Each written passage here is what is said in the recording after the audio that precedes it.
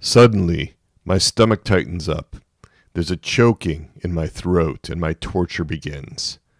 The bad thoughts come. I want to drive them out, but they keep coming back.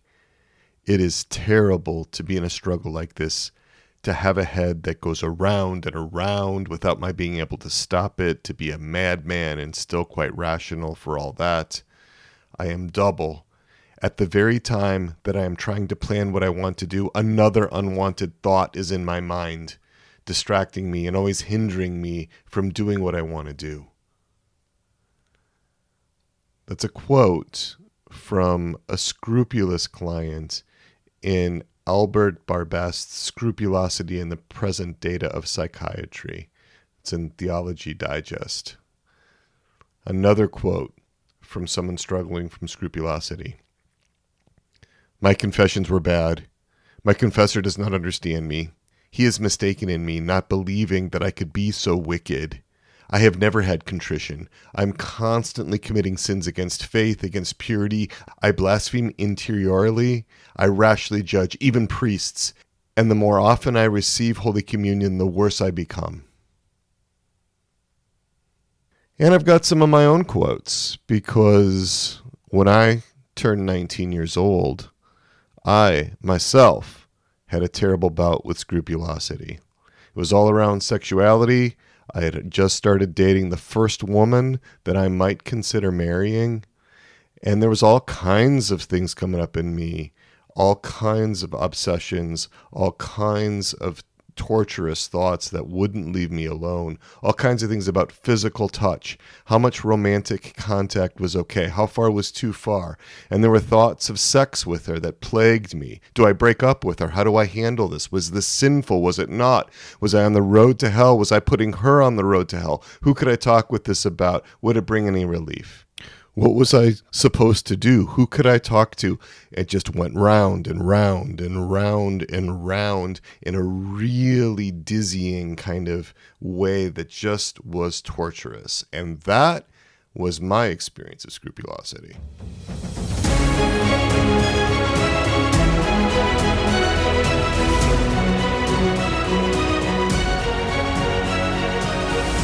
Today, if you haven't already done so, I would encourage you to review the last episode, episode 86, Obsessions, Compulsions, OCD, and IFS. That episode went deep into obsessions and compulsions, and it really serves as a basis for today's episode.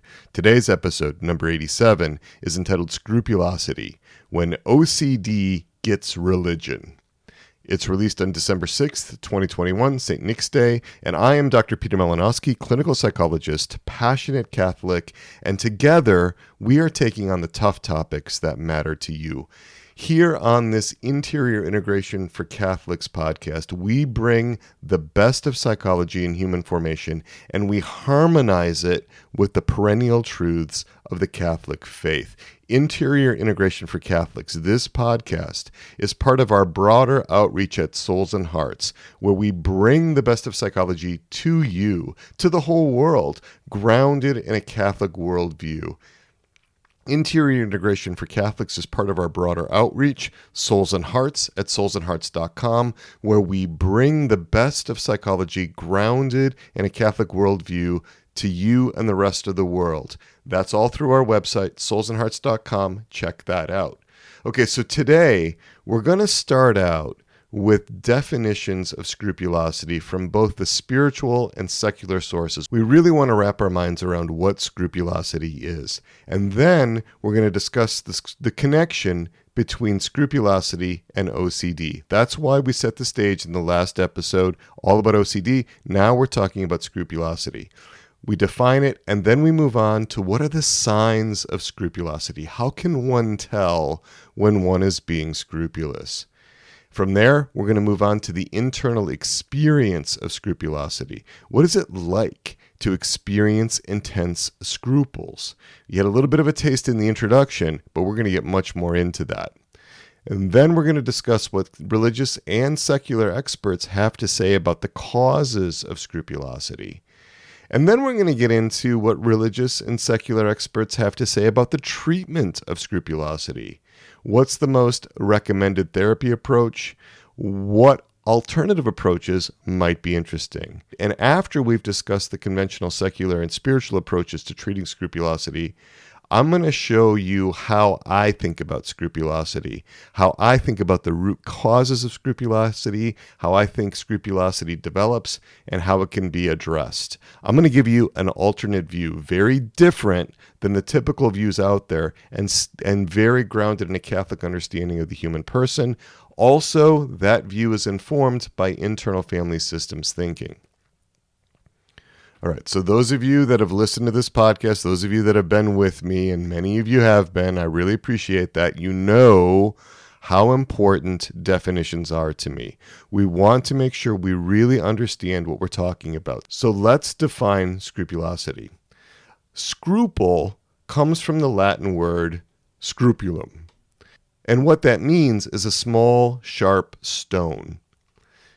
It's an ancient Roman measure of weight that's equivalent to 1/24 of an ounce, or about 1.3 grams. Really small.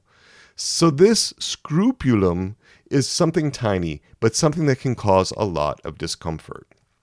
So this is from Father William Doyle, who was a Jesuit priest writing in 1897. He said, quote, "Scrupulosity in general is an ill-founded fear of committing sin," end quote. Father Hugh O'Donnell, writing in the first part of the 20th century, said that scrupulosity may be defined as a habitual state of mind that, because of an unreasonable fear of sin, inclines a person to judge certain thoughts or actions as sinful when they aren't, or that they are more gravely wrong than they really are. Scrupulosity involves an emotional condition that interferes with the proper working of the mind and produces a judgment not in accordance with objective truth, but with the emotion of fear. So Father Hugh O'Donnell is emphasizing the importance of fear. Father James Jackson, in an article on scrupulosity that's much more recent, says that, quote, "Scrupulosity is an emotional condition, an ultra-sensitivity to sin, which produces excessive anxiety and fear from the thought of eternal damnation. The condition is a religious, moral, and psychological state of anxiety, fear, and indecision. It is coupled with extreme guilt, depression, and fear of punishment from God. However, each person who suffers from it does so uniquely," end quote. And I like that definition because it's starting to get more specific, this ultra-sensitivity to sin, and brings in the anxiety, the fear, and also this question of eternal damnation. That's very, very important. It also discusses the guilt and depression and the fear of punishment of God. Father Mark Foley has this description of scrupulosity. He's a Carmelite. He wrote a book called The Context of Holiness, Psychological and Spiritual Reflections on the Life of St. Teresa of Lisieux. Now, that book is excellent. It's a very psychologically informed study of the Little Flower. It's not only the best psychological profile of St. Teresa of Lisieux that I have ever read, but it's the best psychobiography of any saint from any author I've read. This book, The Context of Holiness, Psychological and Spiritual Reflections on the Life of St. Teresa of Lisieux, is a very in-depth look at the life of St. Therese, at her development, and at all of the sort of psychological factors that played into who she was. It also takes a really in-depth look at her mother, St. Zélie Martin, as well as the limitations and the lack of attunement in the Martin family. So this is highly recommended reading. If you're interested in really understanding a saint from a psychological perspective, I can't think of a better book. Now, all of chapter 12 of this book is on the Little Flower's scrupulosity, a whole chapter devoted to that. And in that chapter, Father Mark Foley describes scrupulosity as follows, quote, "Scrupulosity is an extremely painful anxiety disorder.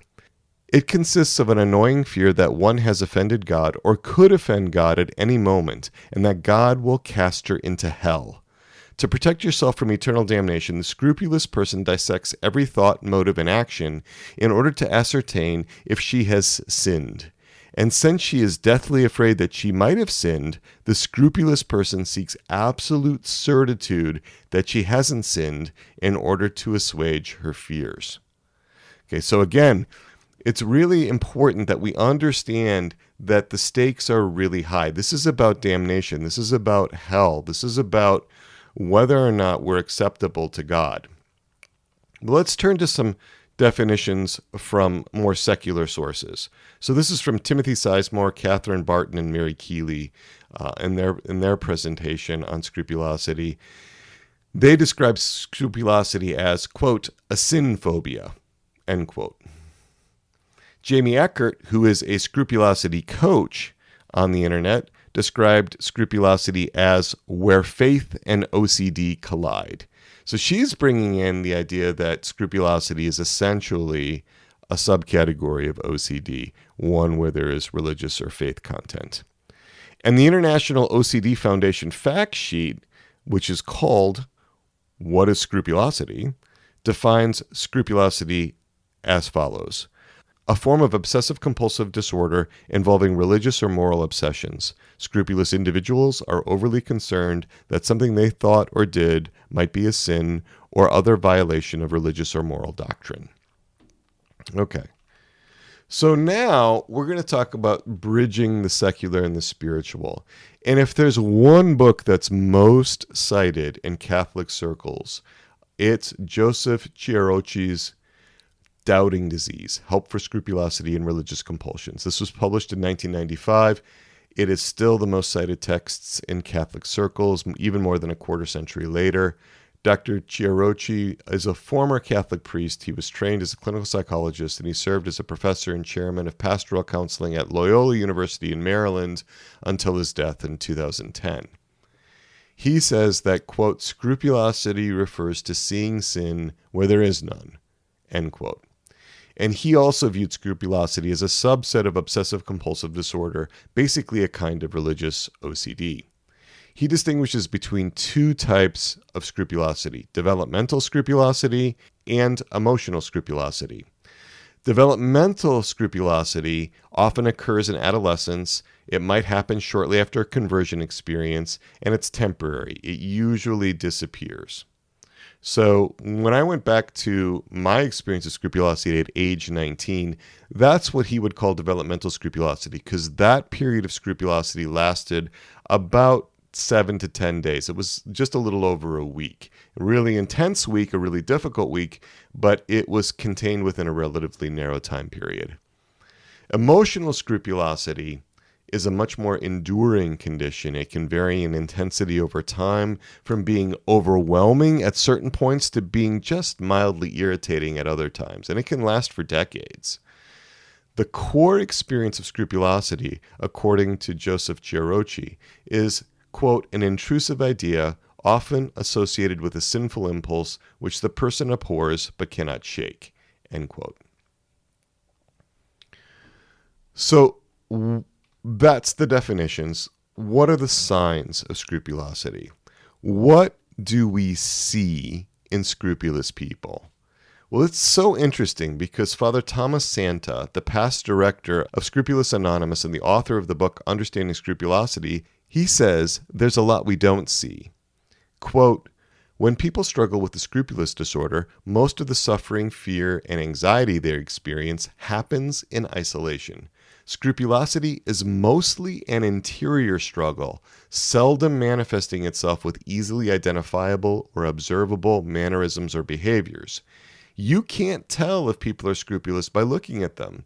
While some compulsions of obsessive-compulsive disorder are identifiable, most of the suffering associated with the disorder is personal. Only the sufferer fully knows its debilitating nature, end quote.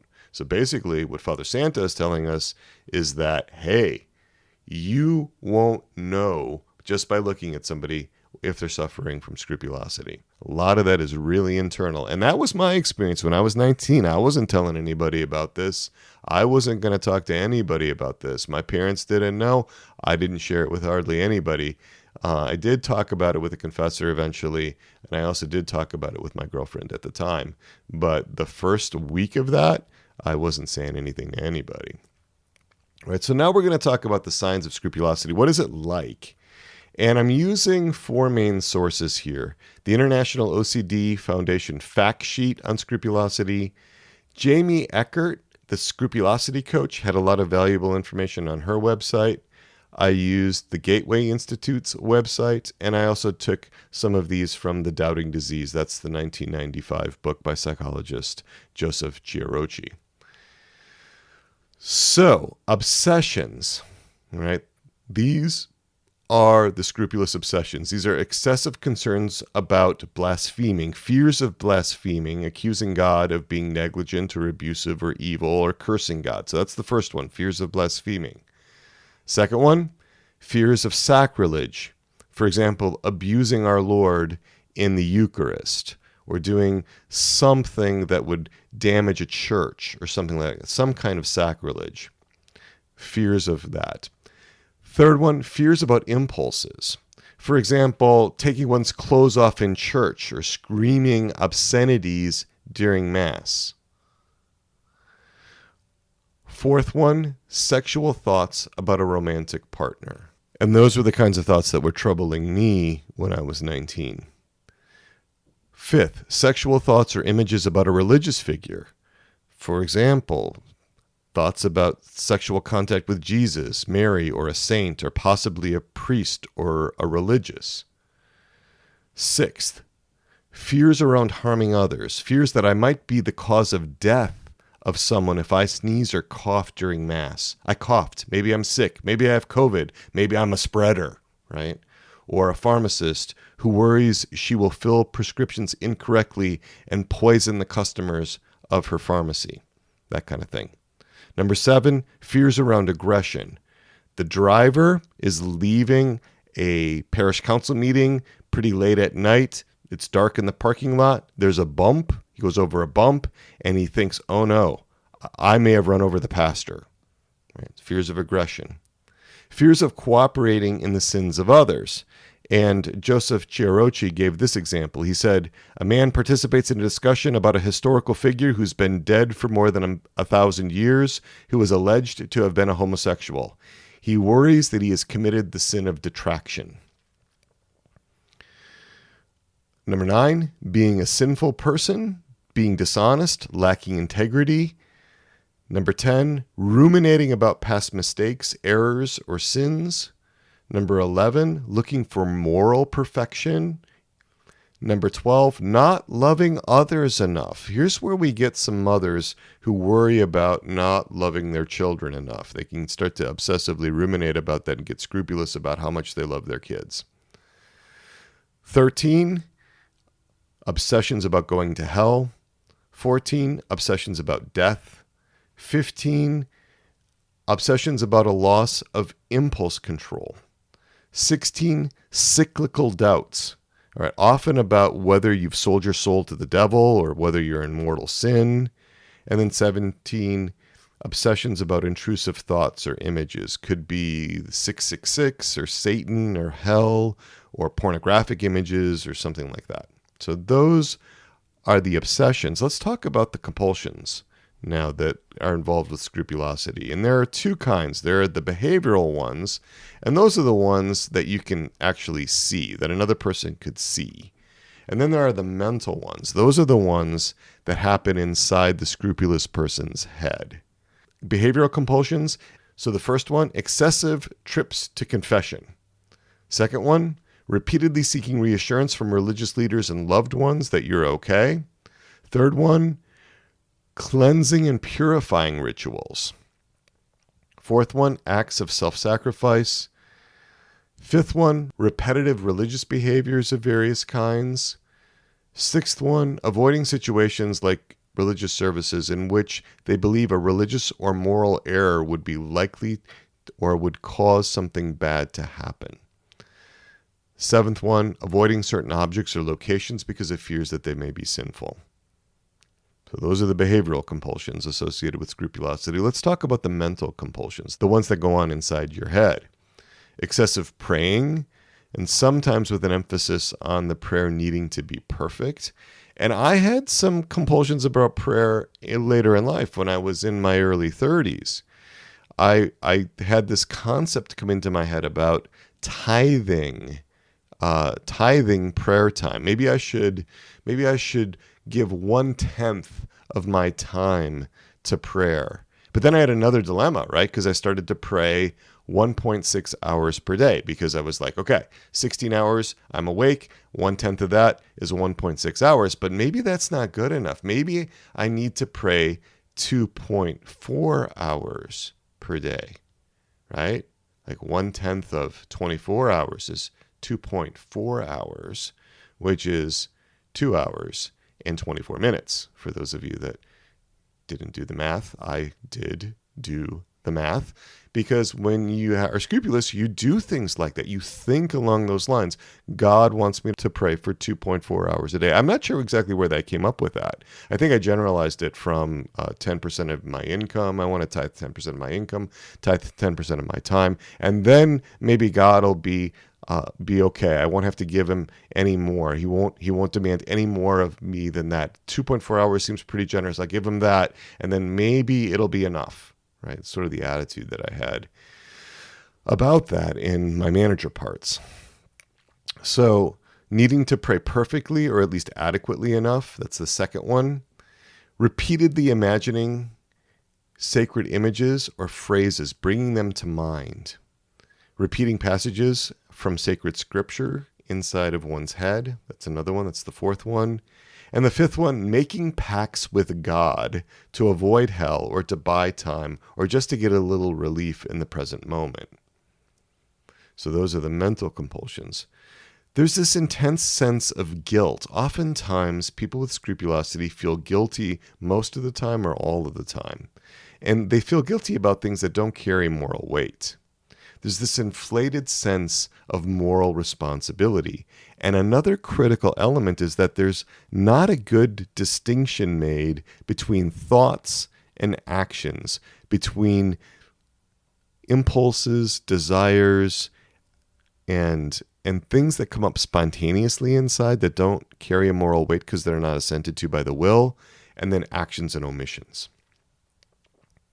So let's give an example of what scrupulosity looks like. I really like this vignette from Joseph Chiarocci's book, Doubting Disease.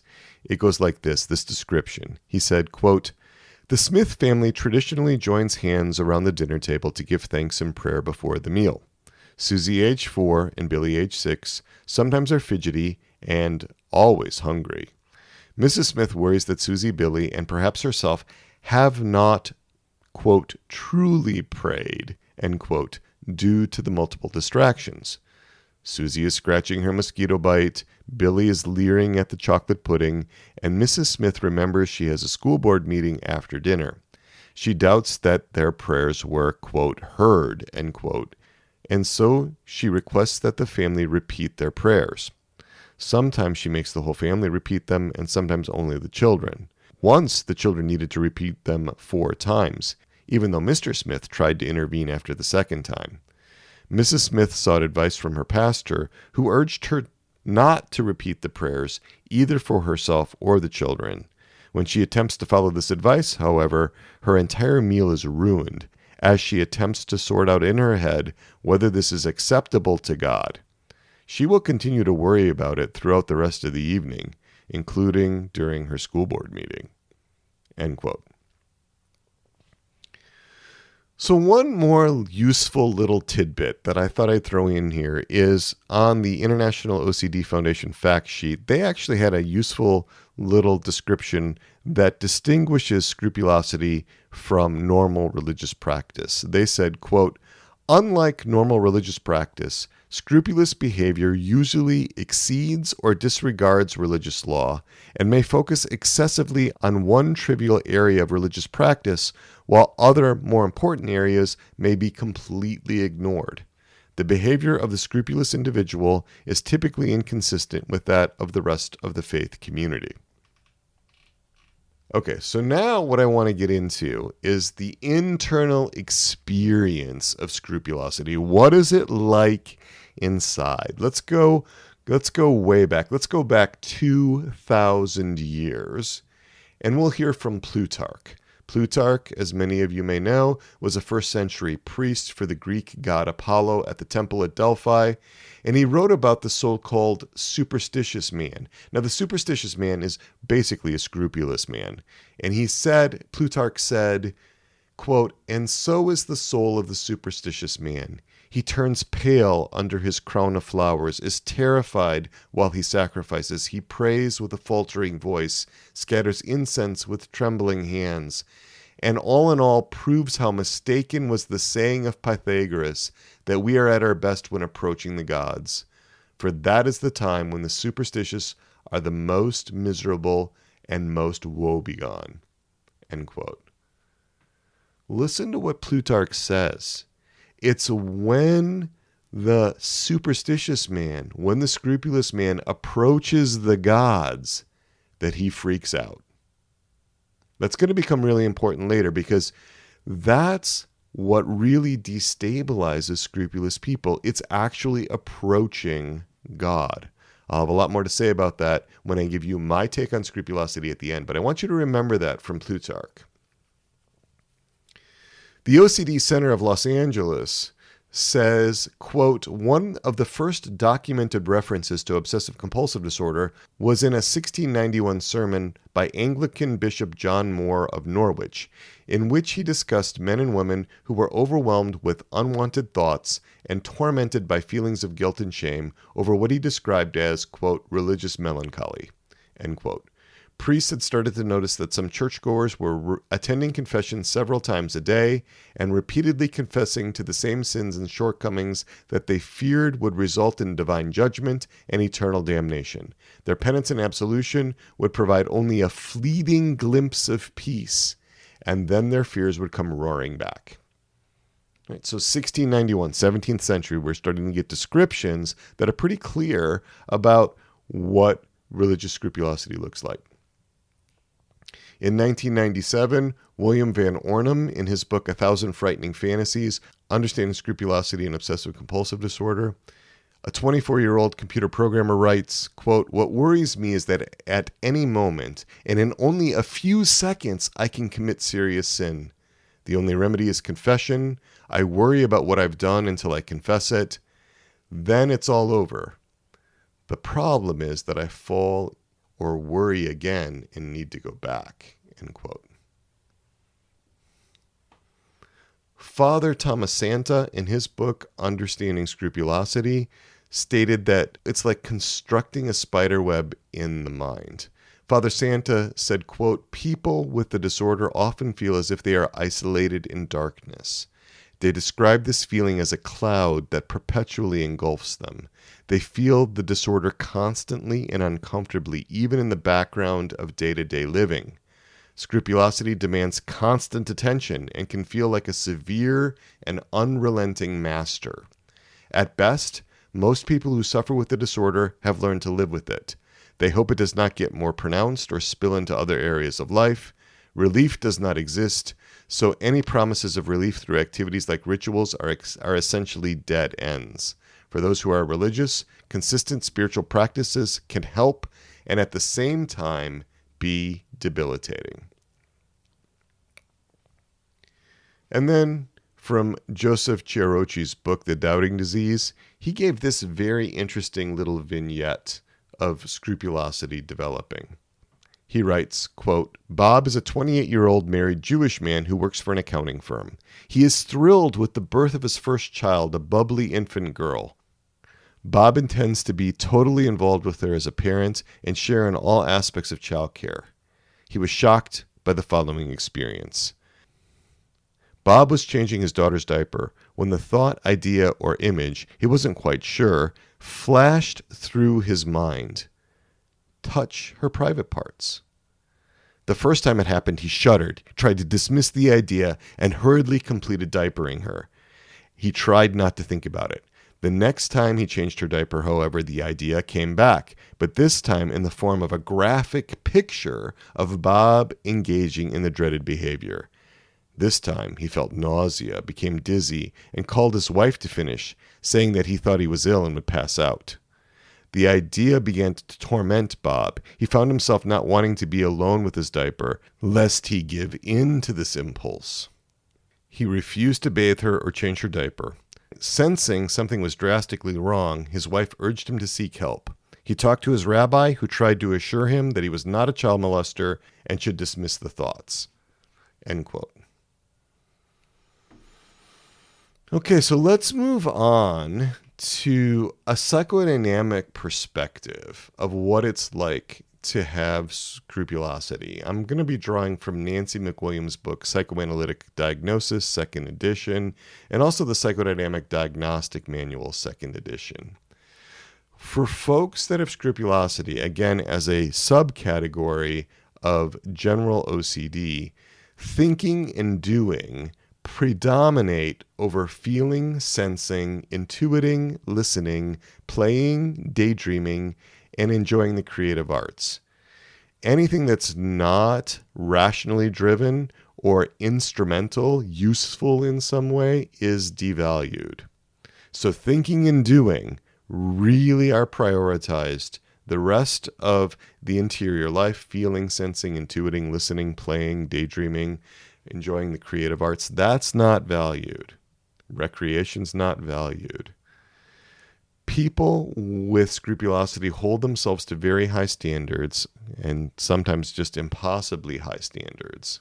Here's where it gets really interesting, because according to psychodynamic thought, scrupulosity specifically and obsessive-compulsive dynamics in general have one central conflict. They revolve around one central conflict, and that is rage at being controlled versus a fear of being condemned and punished.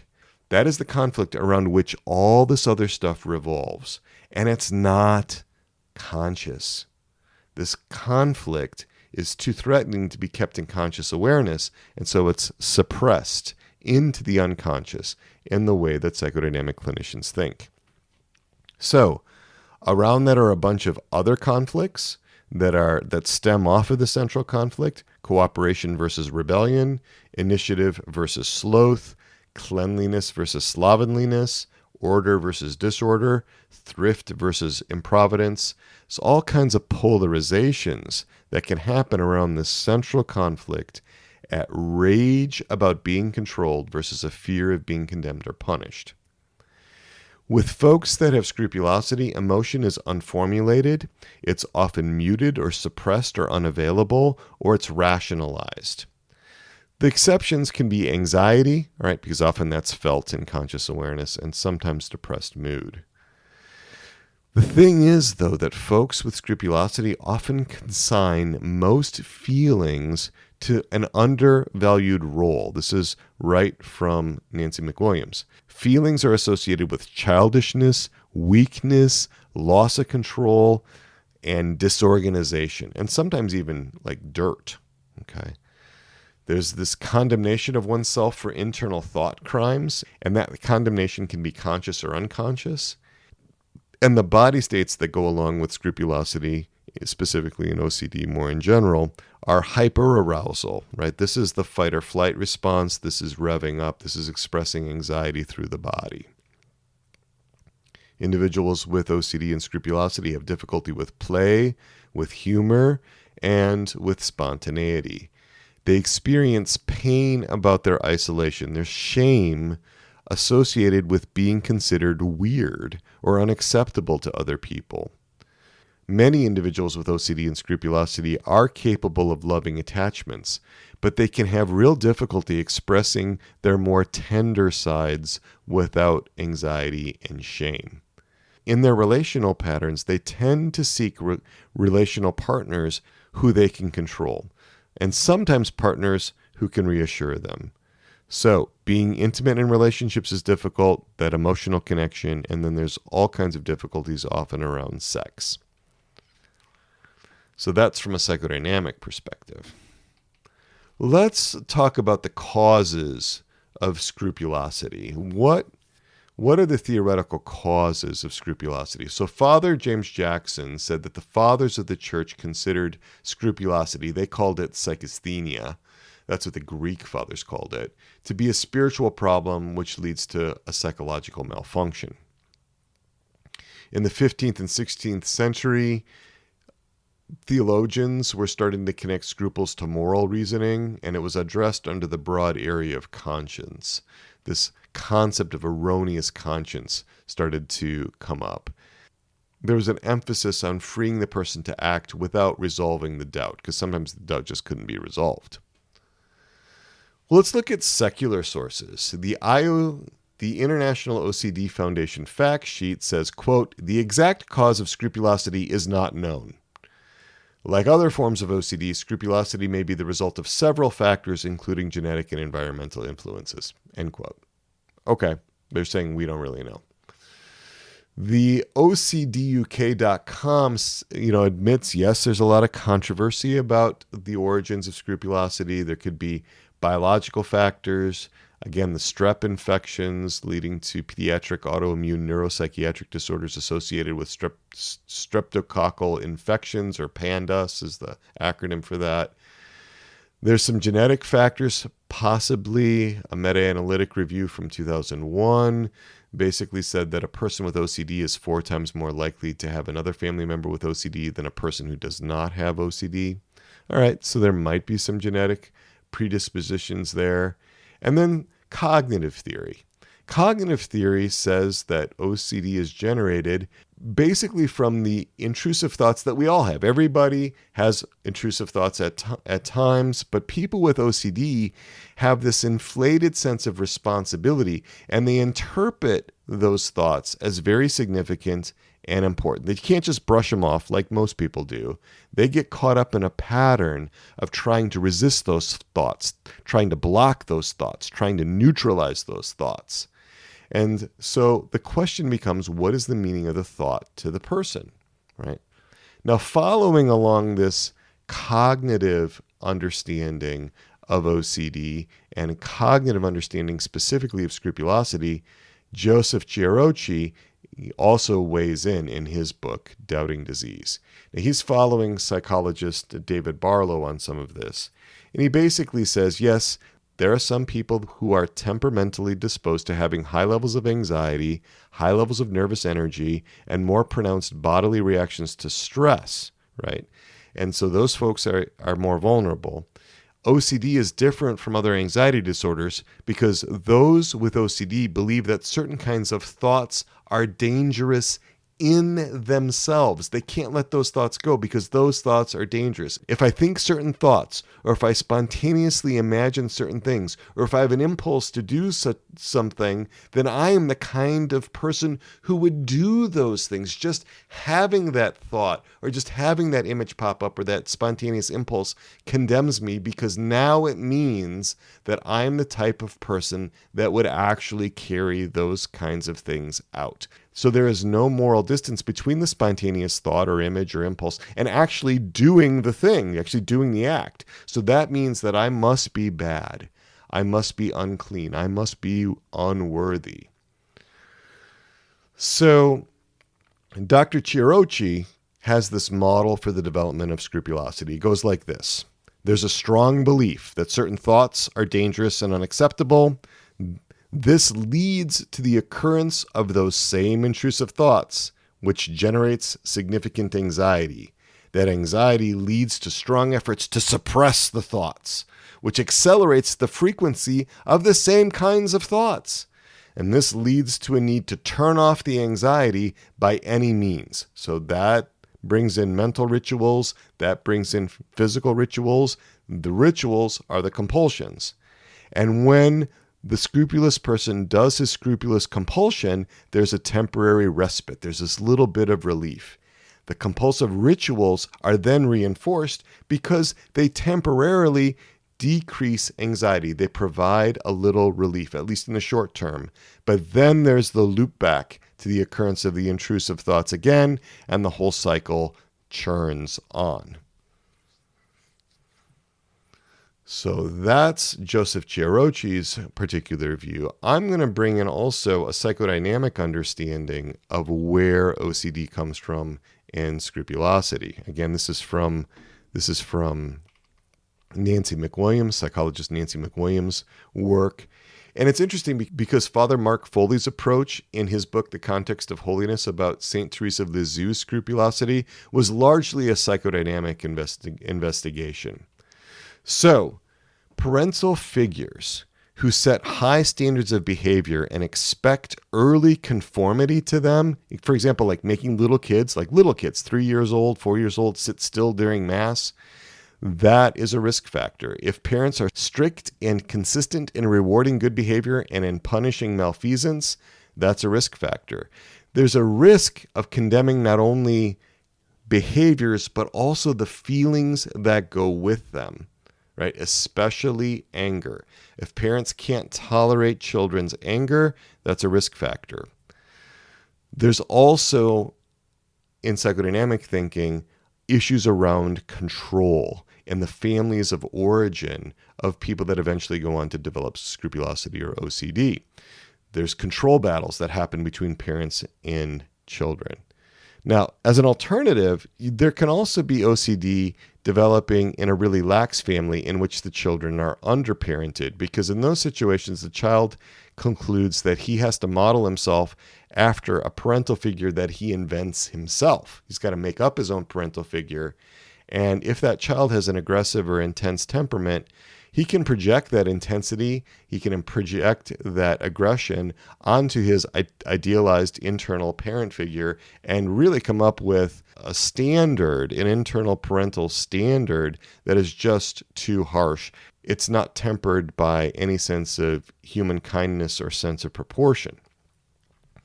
Self-esteem then comes from the meeting the demands of these internalized parent figures who hold these children to a high standard of behavior and sometimes thought. And so there's this value of control, self-control, that's more important than nearly any other virtue in these families of origin. So discipline, order, loyalty, integrity, reliability, perseverance, all that kind of stuff really being emphasized. Okay, so let's move on to the question of, is a particular religion a cause for scrupulosity? Say Catholicism. Does the mere fact that you're Catholic make you more prone to become scrupulous? Well, there are two sides to this. One is no, and that's the side that Timothy Sizemore, Catherine Barton, and Mary Keeley come down, and they say that there's a tendency to blame religion for scrupulosity, but that shouldn't happen. You shouldn't blame religion for scrupulosity any more than you would blame counting compulsions on math class. And similarly, Joseph Chiarocci in his book says, quote, "Religion doesn't cause scrupulosity any more than teaching someone French history causes them to believe he is Napoleon. All human beings exist in some cultural context." End quote. The International OCD Foundation fact sheet says, quote, "Scrupulosity is an equal opportunity disorder. It can affect individuals from a variety of different faith traditions. Although more research is needed to truly answer this question, there is currently no evidence to link scrupulosity to a specific religion." End quote. And the OCD Center of Los Angeles says, quote, "It is worth noting that scrupulosity is not partial to any one religion, but rather custom fits its message of doubt to the specific beliefs and practices of the sufferer." End quote. That's really significant. They really hit it on the head there. It's really about the specific beliefs and practices of the sufferer. Joseph Chiarocci discusses this because he says, quote, "Religion may contribute to the development of scrupulosity when its content is presented in an overly harsh, punitive manner. Students of such presentations are likely to associate the context of the religious message with fear and anxiety." End quote. All right, so let me give you an example of content being presented in an overly harsh, punitive manner, right? Christian content. I'm going to quote Jonathan Edwards, who was a 18th century pastor. He was a theologian and a pastor in the Congregational Church in Connecticut. This is from his sermon entitled, "Sinners in the Hand of an Angry God." This is a paragraph. I'm just going to share one little bit of it. Pastor Edwards tells us, quote, "The God that holds you over the pit of hell, much as one holds a spider or some loathsome insect over the fire, abhors you and is dreadfully provoked. His wrath towards you burns like fire. He looks upon you as worthy of nothing else but to be cast into the fire. He is of purer eyes than to bear to have you in his sight. You are 10,000 times more abominable in his eyes than the most hateful venomous serpent is in ours. You have offended him infinitely more than ever a stubborn rebel did his prince, and yet it is nothing but his hand that holds you from falling into the fire at every moment. It is to be ascribed to nothing else that you did not go to hell last night, that you were suffered to wake again in this world after you closed your eyes to sleep, and there is no other reason to be given why you have not dropped into hell since you arose in the morning, but that God's hand has held you up. There is no other reason to be given why you have not gone to hell, since you have sat here in the house of God, provoking his pure eyes by your sinful, wicked manner of attending his solemn worship. Yea, there is nothing else that is to be given as a reason why you do not this very moment drop down into hell." Well, isn't that special? Little words of wisdom from Pastor Edwards here. Yeah, this is the kind of thing that isn't actually Christianity. It's something else. And one of the things that Father Jackson tells us is that different types of heresies can contribute to the development of scrupulosity in Catholics. He specifies 3: Manichaeanism, Pelagianism, and Jansenism. Manichaeanism states that all matter is evil, right? So if a child grows up with this extreme attitude towards modesty, Father Jackson tells us, where the flesh is seen as evil because it's the cause of forbidden impulses, then the slightest catering to the demands or the needs of the flesh can result in a torment which rejects the goodness of the body, right? So there's ways in which the body can be condemned because of what are ultimately Manichaean ideas that can infiltrate the faith. That can happen in families. The second heresy that Father Jackson cites as contributing to the development of scrupulosity in Catholics is Pelagianism, right? And he says, quote, "There was once a British monk named Pelagius who taught that a man can observe God's laws by human effort alone, that grace was not needed to do so. If the heresy of Pelagianism works its way into the soul, it is an easy step to thinking that any lack of perfection is entirely one's own fault. One thinks, quote, this business of salvation is my work, so I'd better be perfect when I ... close quote. This salvation becomes something one must achieve by personal effort instead of by cooperation with grace. Okay, so this idea that I have to do it on my own. I have to do it on my own. And then the third one is Jansenism. And Father Jackson tells us that Jansenism is another heresy in which scrupulosity can grow well. It emphasizes that Christ did not die for all, stresses man's sinfulness, and requires extreme penances on a regular basis. It leads to infrequent communions and flowers into scrupulosity as a matter of course. And just an interesting note, Jansenism flourished within Roman Catholicism primarily in the 17th and 18th centuries. It was condemned by Pope Innocent X in 1653. It was also condemned in 1713 by Pope Clement XI in his bull Unigenitus. Jansenism focuses on how it was impossible for men and women to obey the Lord's commandments and to be redeemed without God's special, divine, and irresistible grace.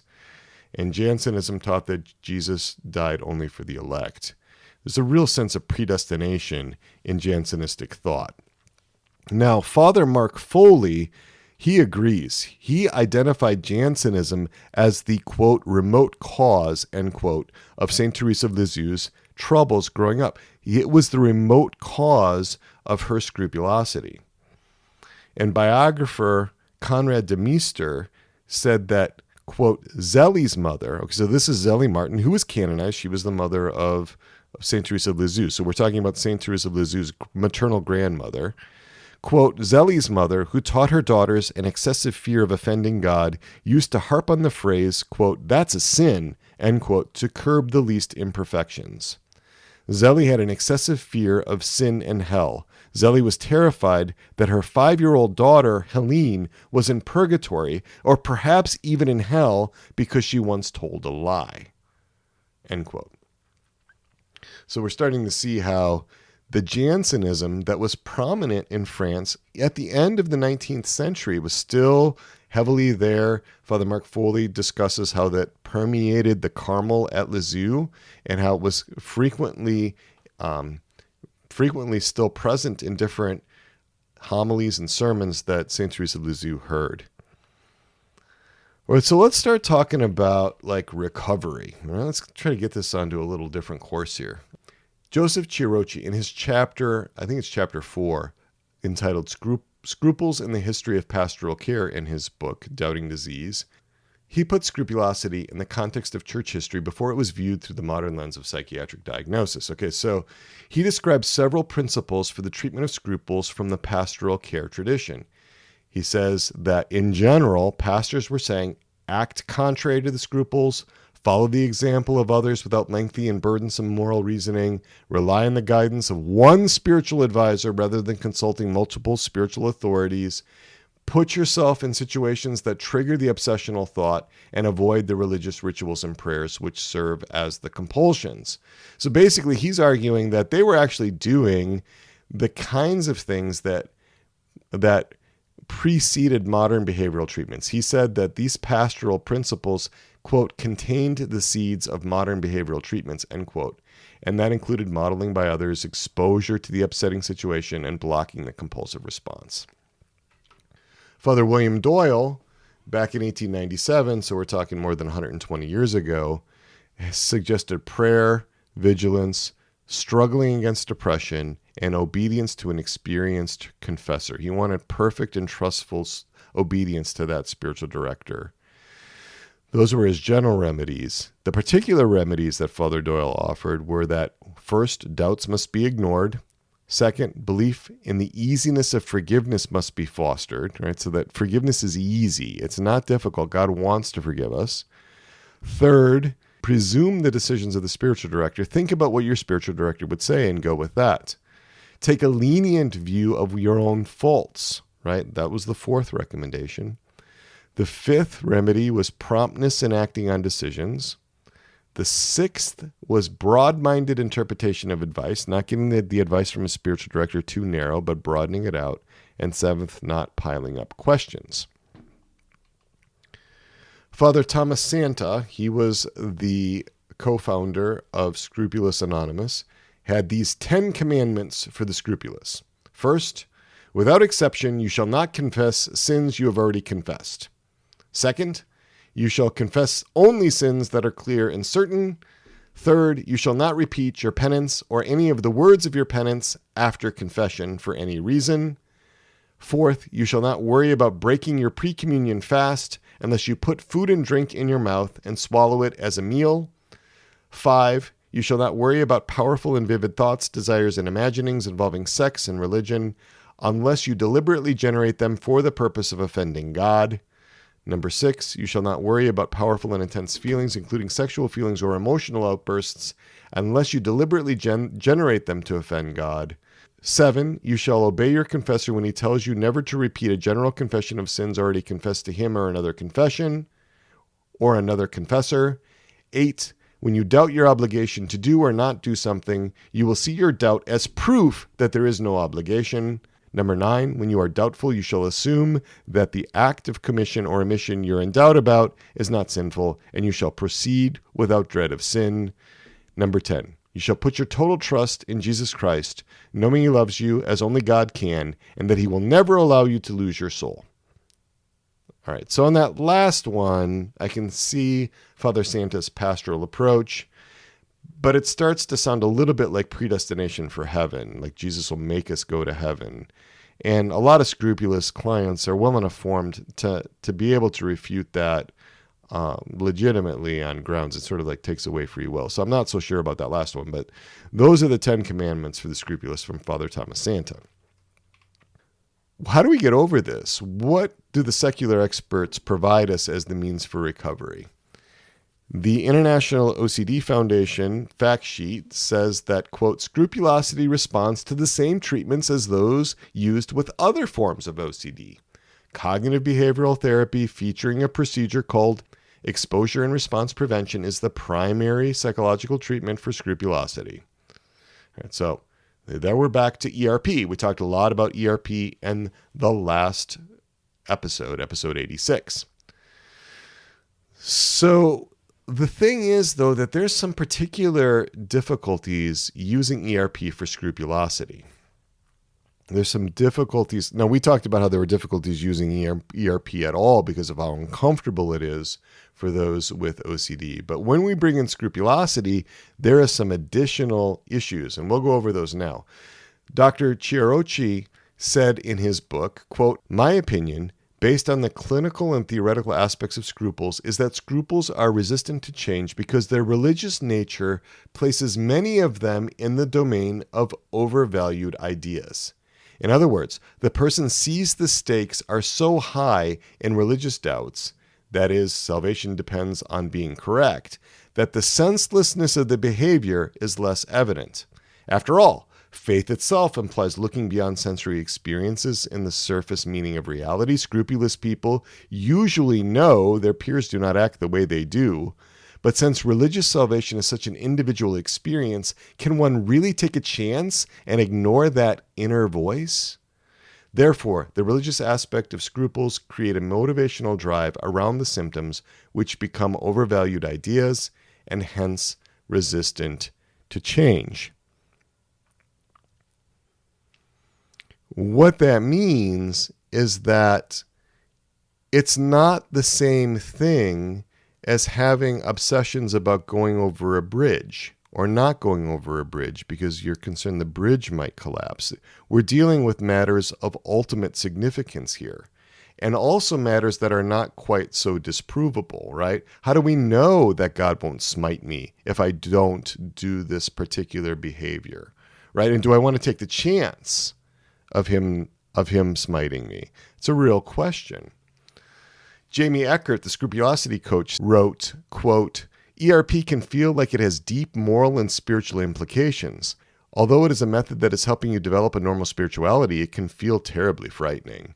For example, the woman who prays compulsively, repeating her prayers dozens of times until she feels they are done, quote, right, end quote, might be asked to pray only once and then stop, no matter how she feels.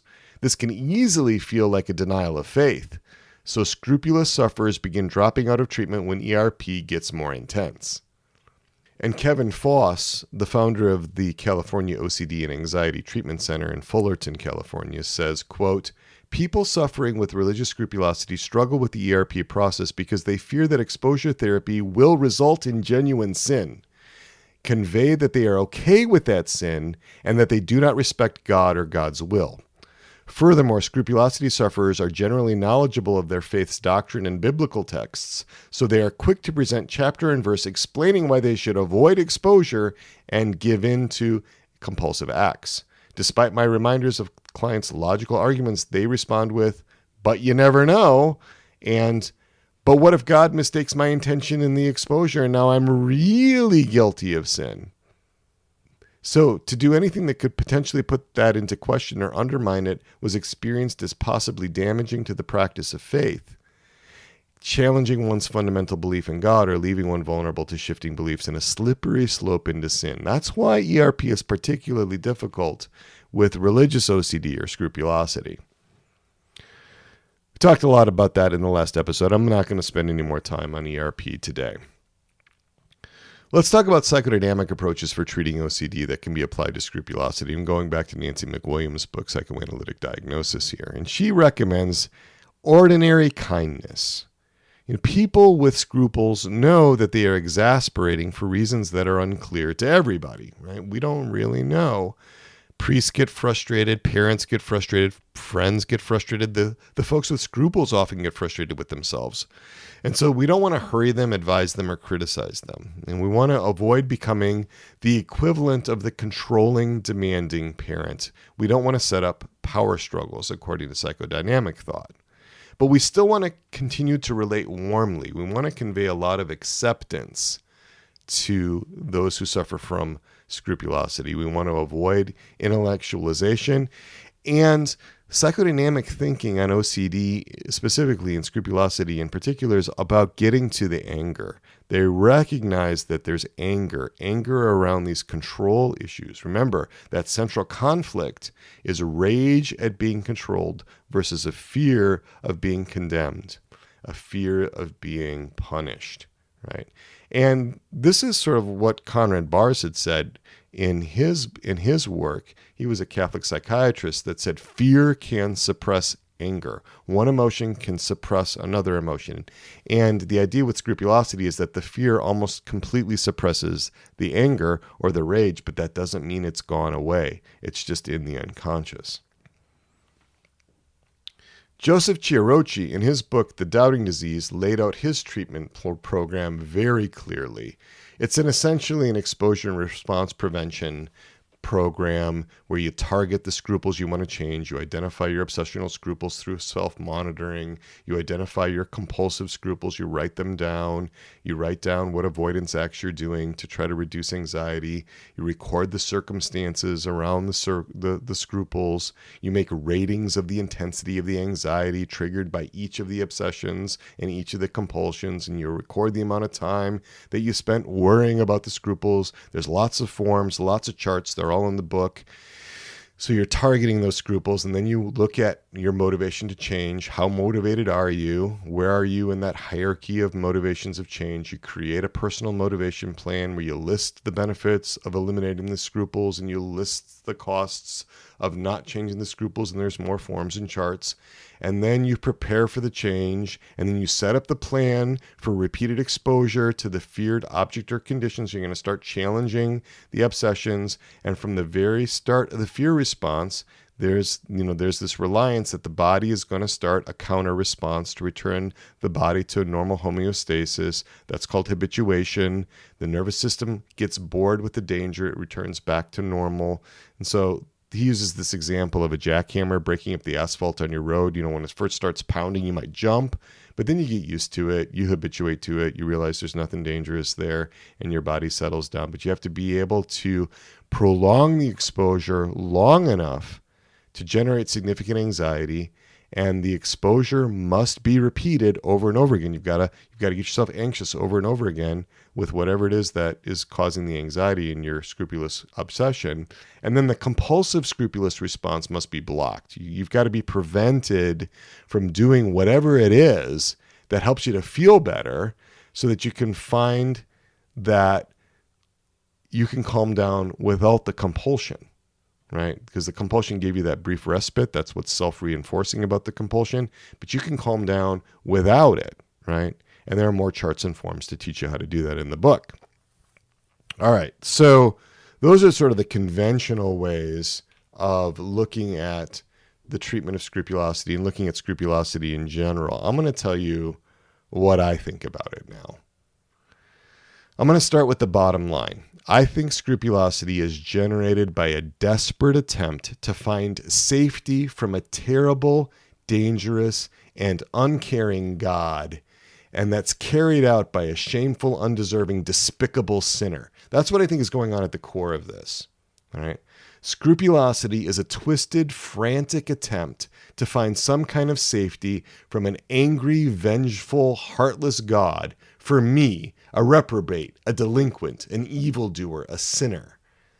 And at the core, scrupulosity really starts with these appalling, awful God images. And the scrupulous person usually isn't aware of how terrible his or her God images really are, because those terrible God images are not allowed into conscious awareness. Now, I discuss God images at length in episodes 23 to 29 of this podcast. It's a 7-episode series, 23, 24, 25, 26, 27, 28, 29, all about God images. So be sure to check that out. If you don't know what I'm talking about with God images, I go into it in a lot of detail. There's hours and hours of stuff about God images. But in brief, my God image is my emotional and subjective experience of God, who I feel God to be in the moment, which may or may not correspond to who God actually is.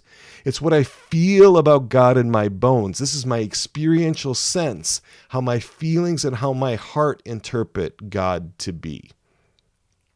God images are often outside of our conscious awareness, as I said, and initially God images are shaped by the relationship I have with my parents.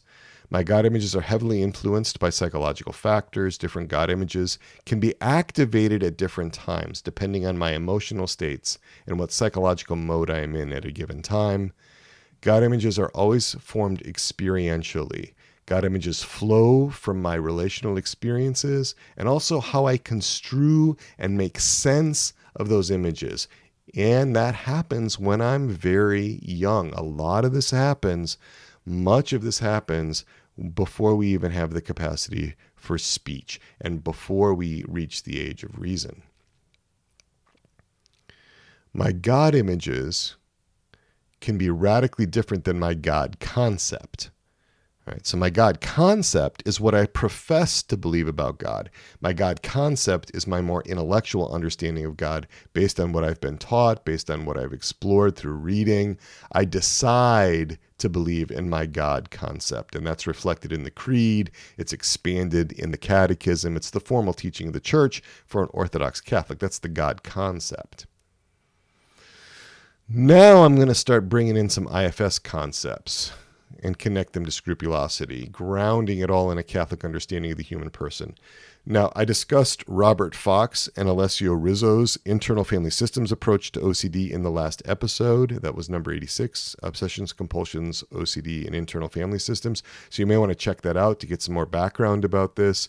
But a brief review, let's define what parts are in IFS. Parts are separate, independently operating personalities within us, each with its own unique prominent needs, roles in our lives, emotions, body sensations, guiding beliefs and assumptions, typical thoughts, intentions, desires, attitudes, impulses, interpersonal styles, and worldview. You can think of them as separate modes of operating if that's helpful to you. Now, we also, in addition to the parts and the body, we have the self. That's the core of the person, the center of the person. This is who we sense ourselves to be in our best moments. When our self is free and unblended with any of our parts, the self governs our whole being as an active, compassionate leader. Right? So we have the self and the parts and the body. Now, here's the critical idea.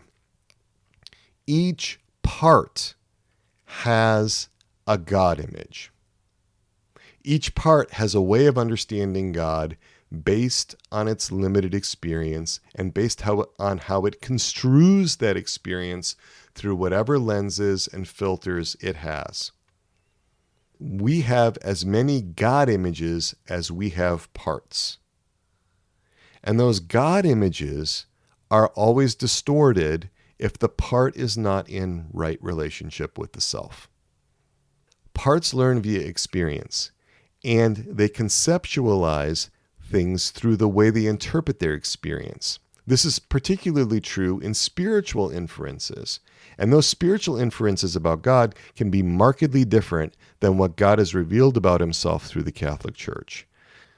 So let's take an example. Let's take a part that has had to carry the burden of interpersonal trauma. Let's say neglect by important figures, mom and dad, neglect, right? That part may generalize from that experience of neglect and see God as distant, disconnected, and uncaring. It might have a deistic God image. And that part may be disassociated from the rest of the system. The manager parts, the protector parts, don't want that exiled part with that deistic God image, seeing God as distant and uncaring, to come into the system to share that image because that's really threatening to the manager parts. They don't want that to be shared. Parts may be very afraid of God. They might be very angry at God. They might be very disappointed with God. They might be disinterested in God. They might refuse to connect with God. And all of that creates tension within the person. Parts' understandings of God can vary wildly. One part might be really angry and rejecting. Another part might be terrified of God. A third might be grieving the loss of God. A fourth may feel distant and cold toward God. And a fifth part, and this is all in the same person, may not even believe that God exists. So as different parts come up And as they blend with the self, becoming more prominent in the system, like in Inside Out when they take over the control panel, whenever a part takes over the control panel and blends, that part's going to bring its God image into conscious awareness. And that explains how our conscious perspectives of God can shift. Whichever part of us is taken over, whichever part of us is blended and driving our bus, that part's God image is going to be dominating at the moment. So, in my view, a scrupulous person's parts are in a life and death battle with each other over this God question. It's more than a physical life and death battle, too. It's a spiritual life and death battle. It's an eternal life and death battle. The stakes couldn't be higher. The scrupulous person's managers believe that if they don't suppress the parts with negative God images, the consequence could be to be damned to hell for all eternity. That's the stakes. Manager parts are trying to appease God. They're trying to seek his approval. They're trying to make things all right. They're trying to strive to meet his demands. They're trying to be perfect when that perfectionism comes in. Father Thomas Lasanta says that scrupulous individuals say things like this, quote, "I will make God love me by becoming perfect. In this way, God will have to love me. An enormous amount of energy is wasted by the scrupulous person trying to fix himself or herself or trying to become perfect." Close quote. Okay, here it is, right? I'm trying to become perfect so that God will have to love me, as though it's some sort of contractual arrangement, as though it's some sort of like business deal. It's some sort of like, okay, if I can tick all the boxes, then I'll be acceptable. It's not about a relationship for those manager parts. So in order to try to be acceptable to God, the manager parts in a scrupulous person's system, they have to suppress or exile the parts that have offensive God images or who may otherwise seem inappropriate or unacceptable to God. Again, those are the parts that are angry in God. Those are the parts that are disappointed in God. Those are the parts that are disgusted with God. Those are the parts that are indifferent towards God, the parts that don't believe God exists. All those ways of construing God that those parts have make sense if you understand the part's experience and how it construed its experience of God. Now, that doesn't mean those God images are accurate. So often they're not. But they don't actually correspond to who God really is. But the part doesn't know that. And this business of rejecting and condemning and judging and banishing, it doesn't help the part get over the God image. The only thing that's going to help the part get over the God image is to come into contact with love. Love is the only thing that's going to actually heal that. Your serotonin reuptake inhibitors are not going to touch that. The part needs to have an experience of God as he is. And so what happens in the spiritual life is that some of our parts may be in contact with God, but not all of our parts. It is relatively rare in my experience for somebody to have a connection with God that crosses all of their parts, where they've hit a level of integration, of recollection that allows all of their parts to be in relationship with God under the leadership and guidance of the self. What happens is that these manager parts that are so concerned about God's wrath, so concerned about condemnation, so concerned about damnation to hell, they see other parts as evil, harmful, and terrifying. They see other parts as demons, as lepers, as tax collectors, as prostitutes, as dangerous sinners. They banish them for what those parts have to carry. And these manager parts also believe that they can speak for God. They assume that they know what God wants. They're not really in relationship with God, though. What they're doing is they're following a code or a standard, a list of rules or expectations that they came up with on their own. It wasn't given to them by God. So it's not about relationship really for those managers. It's about not being harmed by God.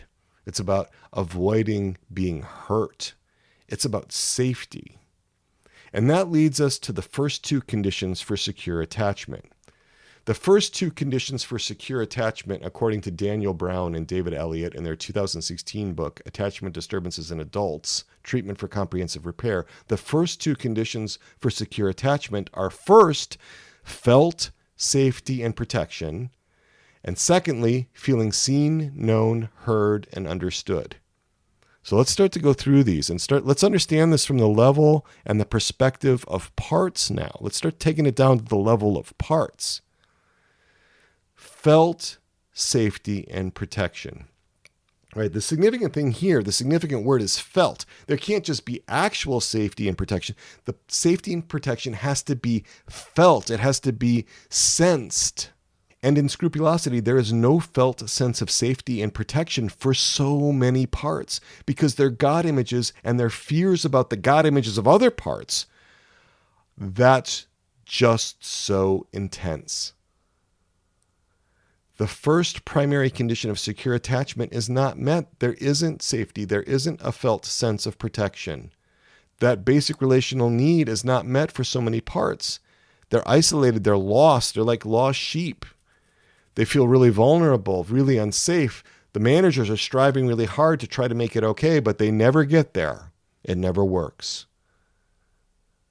Let's bring up Pastor Jonathan Edwards again from his sermon, Sinners in the Hand of an Angry God. And he says, "The wrath of God is like great waters that are dammed for the present. They increase more and more. They rise higher and higher till an outlet is given. And the longer the stream is stopped, the more rapid and mighty is its course when once it is let loose. It is true that judgment against your evil works has not been executed hitherto. The floods of God's vengeance have been withheld. But your guilt in the meantime is constantly increasing, and you are every day treasuring up more wrath.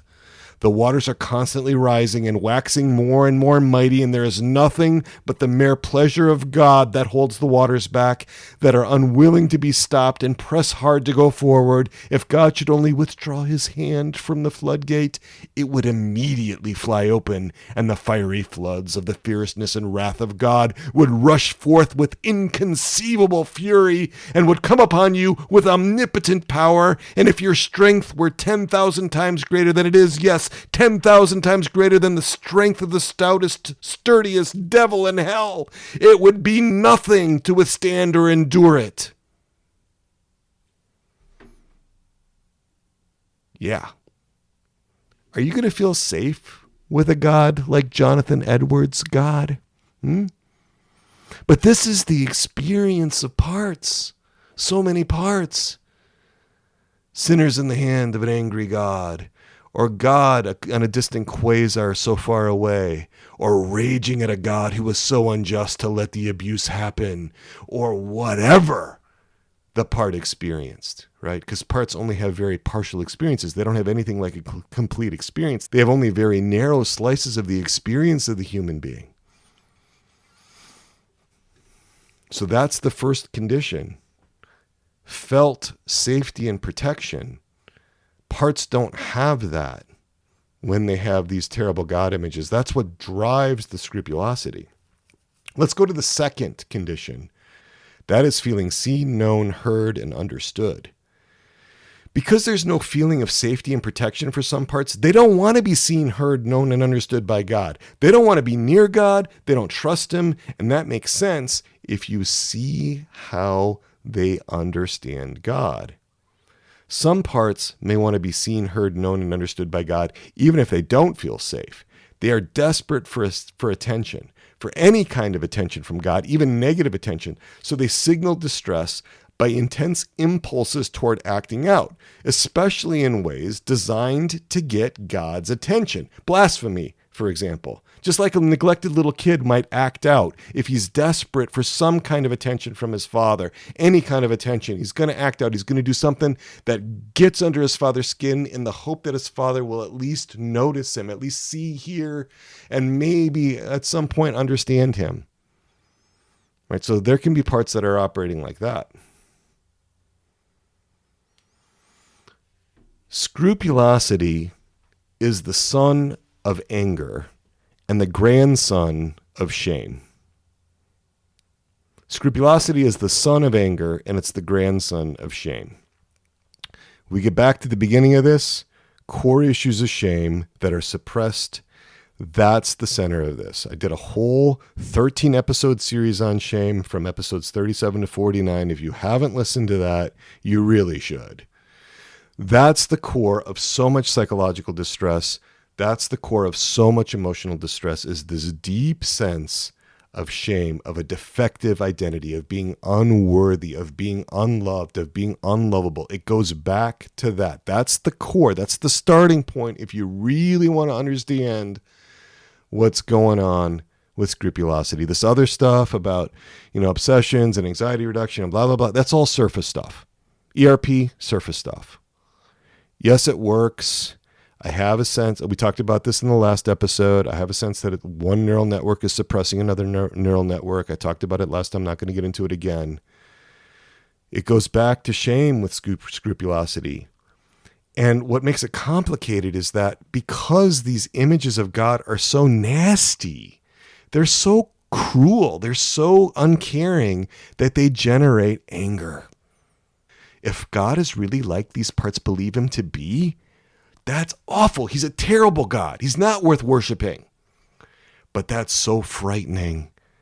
If any of that were to come up, if God were to hear that, his finger would be on that smite button so fast, right? That's what our managers think when you're being scrupulous. Scrupulous individuals have a very hard time allowing their anger at God to emerge into conscious awareness. They have trouble with anger in general, usually. If you look at scrupulous individuals, a lot of times the anger is very muted because it seems like such a dangerous emotion. When you look at the unreasonably demanding and exacting God images that those manager parts have, how could there not be anger about what those parts believe that God expects?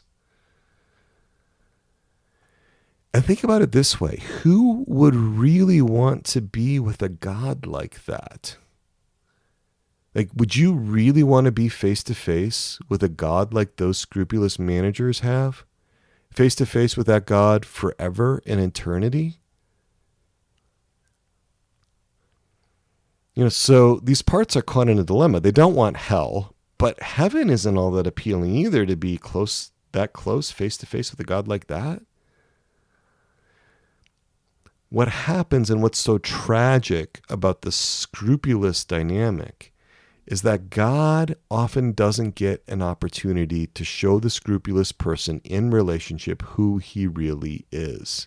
So this becomes really self-perpetuating. A lot of times a scrupulous person does not trust that there's a core self that can mediate between the parts and God. I wrote a blog about this last week. It was called Inner Pre-Evangelization, a focus on internal trust. It talks about the role of the self, the mediating role of the self, to bring all of us, all the parts, into relationship with God. Because if you can lead from the self, if that core self can lead and govern the system, the parts can trust. They can form an internal attachment. They begin to trust that core self. And then that core self can be with them for the encounter with God. Remember, the self is the core of the person, the center of the person. This is who we sense ourselves to be in our best moments, when our self is free, when we're unblended from any of our parts, when we're unblended with all of our parts. It's when that core self governs our whole being as an active, compassionate leader that we're in this place of being recollected and where we can be really integrated. We want to be recollected. We want the self governing all our parts, like the conductor of an orchestra. That's like the self, and the musicians are like the parts, right? There's a unity there because it's one orchestra, and there's a multiplicity there because there are these parts, the musicians and the conductor, the self. Or it's like the captain of a ship who leads and governs all the sailors, right? In an ordered way, in a way that's just and kind. And there are these qualities when the core self is in charge, this calmness, this curiosity, this compassion, the confidence, courage, clarity, connectedness, creativity. There's this kindness. The self can be the secure internal attachment figure for the parts. And the self can love the parts if the self is freed by the parts to be able to do that. That's an IFS tenet. And I think there's something really to that. I haven't worked out all of that yet, but there seems something really important about the self leading this cooperative effort, this collaborative effort with the parts. The self can contract with those parts not to overwhelm with the intensity of their experience. There can be a trust that God is good enough to understand and tolerate our parts' feelings, that our parts are not going to overwhelm God and upset him and lead him to act out against us in some kind of irritable way. All right? That God is actually much better than our parts construe him to be.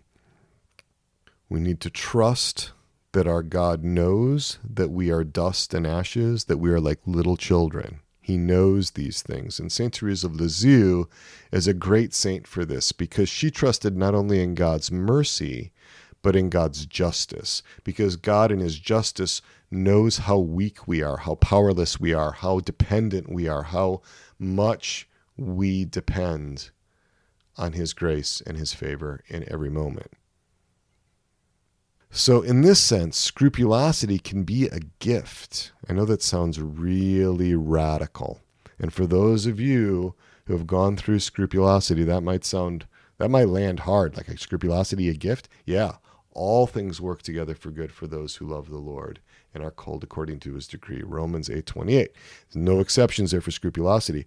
I'm not saying that it's good in its own sort of essence. I'm saying that it can lead us to address these questions of parts and of God images and so forth. It can be the motivator that would get us to that depth in a way that nothing else could. Scrupulosity can be a gift because it shows, it's the symptom, it's the warning light to point out that there's something deeper going on here. And that's the issues around God image, and that's the issues around shame.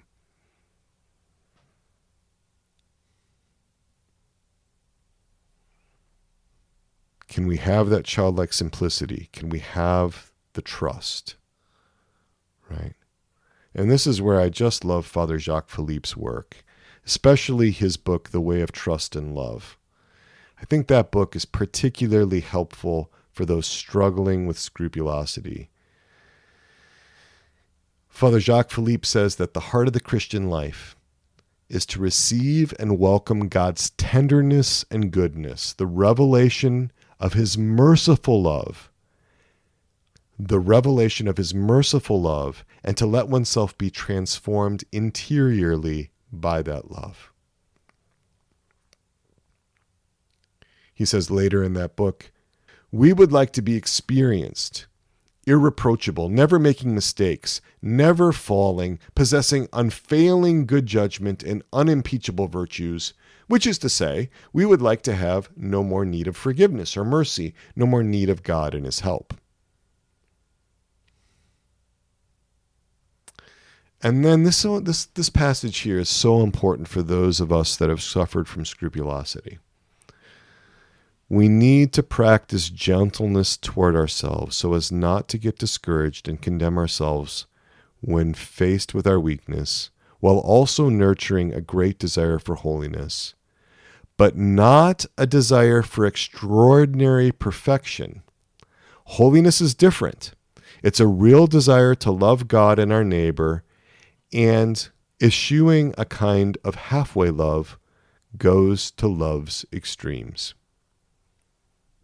There's this, I'm going to bring in Father Mark Foley here again. This is a different book, a book he wrote on a study of a soul. It was his study edition of the story of a soul. He said, quote, "The command, be ye perfect," end quote, does not enjoin us to strive for a flawless performance in the various tasks of life, but to do those tasks of life as God wills us. We feel driven to do an A+ job on projects in which we have overinvested our egos. But doing God's will often demands the courage to do a C-plus job because God bids us to spend our time and energy on other tasks. Think about that for a minute. Sometimes God just wants a C-plus job. He's aware of the Pareto principle or the 80-20 principle. He would rather us do the C-plus job and move on because of all the time and effort and energy it would take to get to A+. He doesn't want that. C+ is good enough. It's not perfection, but it is obeying his will. Sometimes he doesn't want a perfect job. That passage has been so helpful to so many people that I've shared it with. It's been helpful to me. Back to Father Jacques Philippe in The Way of Trust and Love. The more we accept ourselves as we are and are reconciled to our own weakness, the more we can accept other people and love them as they are. Father Jacques Philippe, he says, if we accept ourselves as we are, we also accept God's love for us.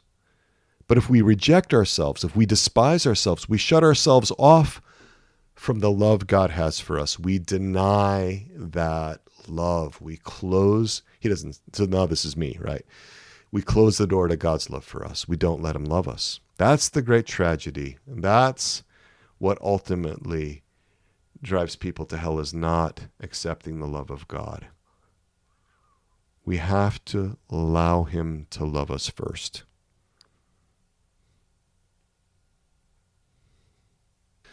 Okay, so remember, you can call me as a listener of the Interior Integration for Catholics podcast. You can call me any Tuesday or Thursday from 4:30 p.m. to 5:30 p.m. Eastern Time. I've set that time aside for you. 317-567-9594. That's my cell phone number, 317-567-9594. You can email me at crisis@soulsandhearts.com. I love to be in touch with my listeners. Let me know what you think. Also, I want to tell you about the Resilient Catholics community at soulsandhearts.com. All right, soulsandhearts.com/RCC. The RCC is short for Resilient Catholics Community. There is so much information at soulsandhearts.com/RCC. I want to invite you to consider joining the Resilient Catholics community. That community is all about loving with your whole heart, with all of your being, with all of your parts. It's about that integration. There is a way to get there. Right? It's about getting over the natural level issues that hold you back from tolerating being loved, from tolerating receiving the love of God across all your parts. It's a human formation issue for so many of us. It's not actually primarily a spiritual issue. For so many people, it's about the foundation. It's about the foundation for the spiritual life. That's where the work needs to happen. And because grace perfects nature, it's got to have nature to work with. Right? We're focusing on those human formation issues. And if you're really into this podcast, if these ways of conceptualizing the human person, if there's a desire in you for this integration, for this human formation, if you're really desiring a deep, intimate, personal relationship with God and Mary, if you want a real human relationship with Jesus Christ, that close connection with him and his humanity and you and your humanity, if that's what you're looking for, that's what we're all about in the RCC, in the Resilient Catholics community. If you recognize that you've got natural level impediments to that deep relating, this is the other thing. This is the thing. And you got to be willing to make sacrifices, right? There's going to be sacrifices in time, effort, money, humility, courage. It takes that on this pilgrimage. This is not just a walk in the park. This is actually pretty demanding, right? I'm looking for more pioneers to be at the cutting edge in this adventure, on this pilgrimage. We really are the tip of the spear. We really are some of the first explorers of bringing these insights about human formation and grounding them in a Catholic anthropology. The RCC, the Resilient Catholics community, that's my tribe. The RCC is my people. We're bringing together the faithful, Orthodox, serious Catholics who are wounded and suffering, and they know it. And secondly, the Catholics that are psychologically minded, or at least want to be more psychologically minded, who believe in the unconscious and who embrace this idea of the unity and the multiplicity of the human person. if you're willing to look at this through the lens of a core self and parts, if this unity and multiplicity makes sense to you, like I was describing in my take on scrupulosity, hey, this is for you. And it's not just for folks that are scrupulous. We have people that struggle with scrupulosity in the RCC, but it could be anything else too in a human formation thing, right? So what do you get? What is it about? Well, we start out with a $99 non-refundable registration fee, and that gets you the initial measures kit. When we generate reports from that, those reports are usually 5 pages long. We'll talk about the hypothesized parts that we're seeing in your profile. And not only will we describe somewhere around 10 to 12 parts, but we'll talk about how those parts are likely to be interacting with you. I've got measures that can give me some insight into that. So you get that report and you get a 15-minute interview with me to go over the results of that and to talk about the RCC. There's a weekly. Then if you're a good fit for the RCC, you want to do it and it looks good for you to join, then there's a $99 monthly subscription fee that gets you the weekly premium Interconnections podcast that's just for RCC members. There's lots of experiential exercises with that. There's a complete course, 44 sessions long, for working through your human formation. That happens over the course of the year. Again, $99 per month. You get a company that you're with that's 7 or 8 other people that you'll be journeying with together, that you'll be meeting with weekly for 75 minutes. You also get your companion. This is a specific person that's in your company that you check in with every day. You also get office hours with me every month, conversation hours with me.